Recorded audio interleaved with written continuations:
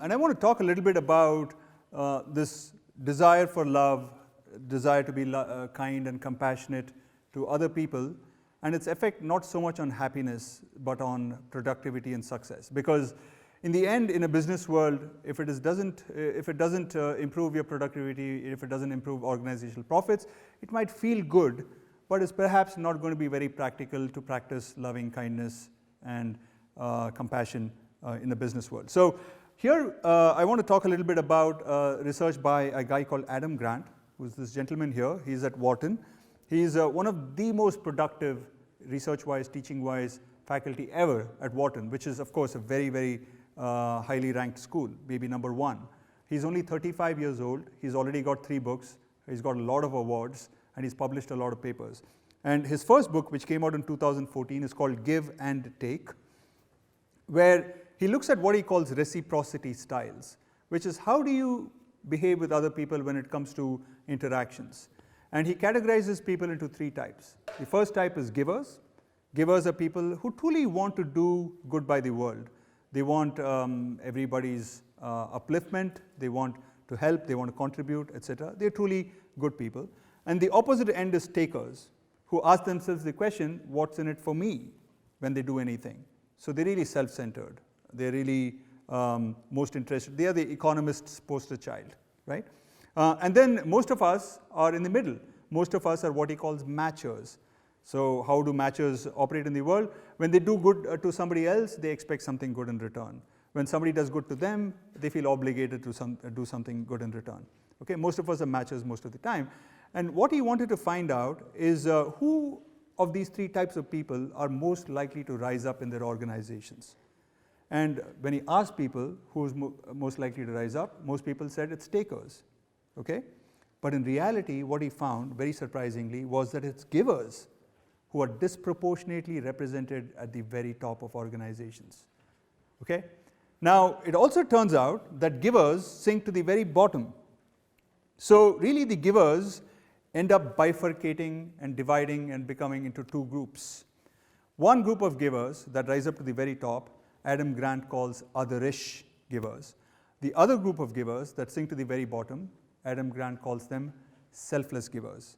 So selfless givers, these are the pure givers. These are the givers who are indiscriminate in their giving. They give to everybody all the time, no matter who asks, how much they ask, they're always giving. Perhaps you have a grandmother or somebody like that. They sink to the very bottom. Okay, it's not very good to be a selfless giver, it turns out. It's not very good to be indiscriminate. It's not very good to be, in that sense, pure giver, okay, if you want to succeed.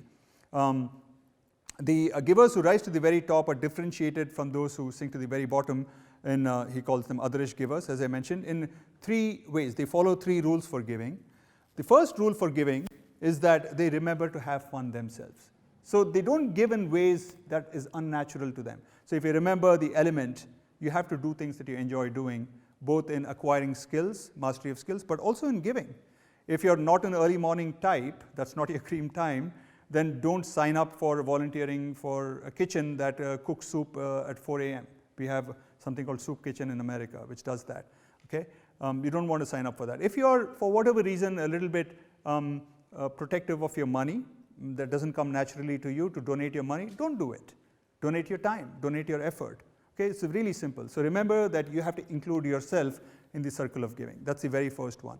The second rule that they follow is called cutting the costs of giving. So they become efficient in how they give.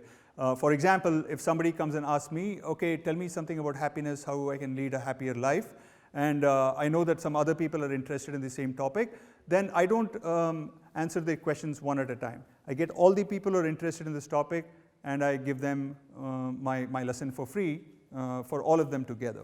Okay? So containing the cost of giving, finding out ways in which you can be more efficient in your giving. And the last one, maybe somewhat surprising for some of you, has to do with seeing the impact of your giving.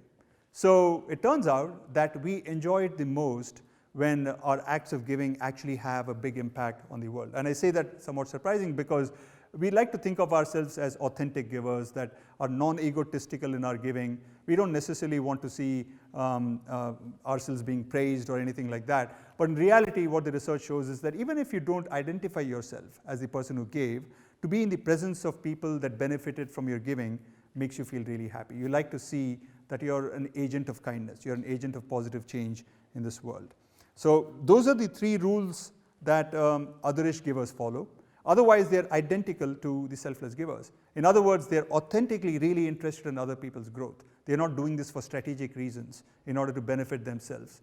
But they do follow these 3 rules for giving. And what, in fact, Adam Grant finds is very, very interesting is that if you look at a really long window of time, say 30, 40 years, the otherish givers contribute much more to the world than the selfless givers. The selfless givers burn out, they die out, they're no longer able to give because they've not regenerated themselves. They're given to the point of no return. Whereas otherish givers can continue to give and have a bigger impact on the world because they've protected themselves in the act of giving. So this is very, very important to remember.